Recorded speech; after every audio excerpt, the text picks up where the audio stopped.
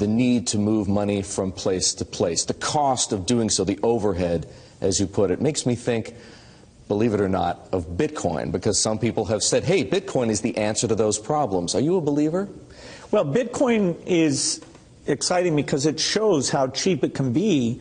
Bitcoin is better than currency in that you don't have to be physically in the same place. And, of course, for large transactions, currency can get pretty inconvenient. The customers we're talking about aren't trying to be anonymous. You know, they're willing to be known. So the Bitcoin technology is key, and you could add to it, or you could build a similar technology where there's enough attribution that people feel comfortable. This has nothing to do with terrorism or any type of money laundering. So what does Buffett not like right now? That would be Bitcoin. He says that Bitcoin right now looks a little bit tulip-like to him. It's not a currency. I mean, it does not meet the test of a currency.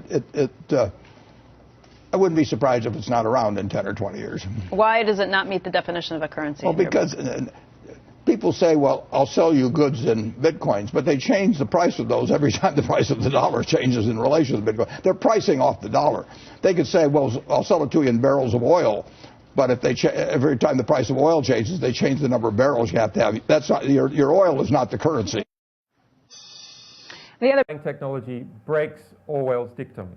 It breaks Orwell's dictum by providing proof of publishing at a certain time, and that is the intellectual underpinning of that whole system, and can be used for lots and lots of other things. And so that's the big expansion we're about to see in Bitcoin. All derives from this basic premise that you can prove that a particular statement, a particular consensus, a particular contract happened at a particular time globally, and it requires the subversion of every single jurisdiction where people are running Bitcoin to overturn that.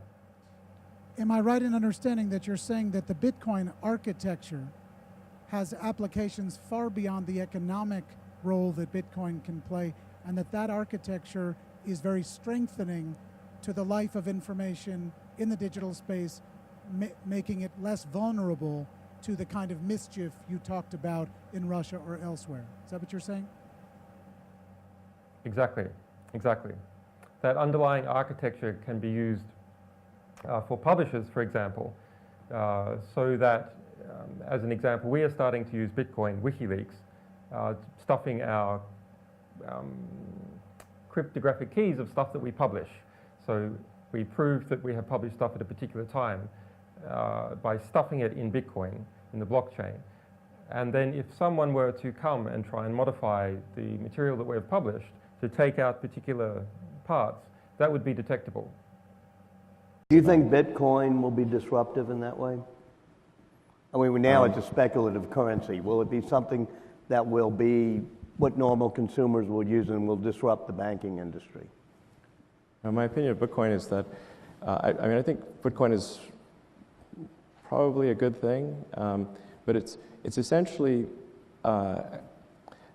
its main thing will be, I mean, this will probably get quoted here and there, but I think it's primarily going to be a means of doing illegal transactions. But that's not necessarily entirely bad. It's not, some things maybe shouldn't be illegal. But the combination of Silk Road and Bitcoin will save us? Well,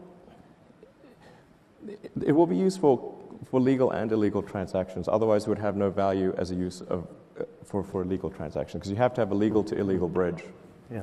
I don't own any Bitcoin, by the way. In fact, one can pay for a tour on Virgin Galactic up to the moon with Bitcoin. I think the Winklevoss twins have said that they would do exactly that.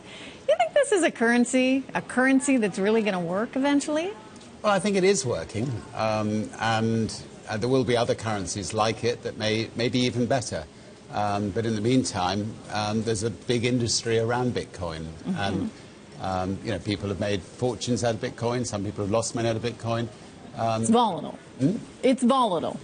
Yeah, but it is quite volatile. But you know, when in volatility, people can make money out of volatile situations. Why was it important for you to give it sort of that stamp of approval, that endorsement, by saying to the Winklevoss twins, yes, you can pay for the ride with Bitcoin?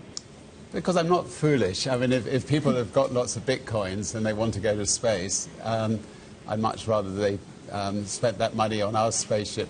Whether I keep it in Bitcoins is another matter. But I'd much rather they spent that money on a Virgin Galactic spaceship than on, you know, Elon will be sending people to space one day on Elon's spaceship. So we'll grab the money while it's there.